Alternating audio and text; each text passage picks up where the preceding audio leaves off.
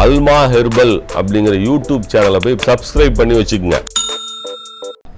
அடிக்கடி அஜீரண கோளாறு வருகிறது என்று சொன்னால் நீங்கள் உண்ணும் உணவு செரிப்பதற்கு முன்பாகவே உணவு உண்கிறீர்கள்.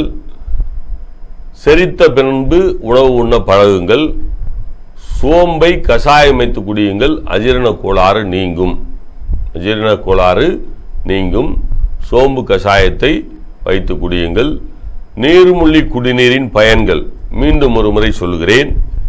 இதயம், நுரையீரல், மண்ணீரல், ஈரல், பித்தப்பை, கணையம், சிறுநீரகம், மூத்திரப்பை, மலப்பை, இந்த 9 உறுப்புகளை தினந்தோறும் சுத்தம் செய்யக்கூடிய ஒரு வாய்ப்பை 11 மூலப்பொருள்கள் அடங்கிய இந்த நீர்மூழ்கி குடிநீர் தருகிறது. பயன்படுத்திக் கொள்ளுங்கள்.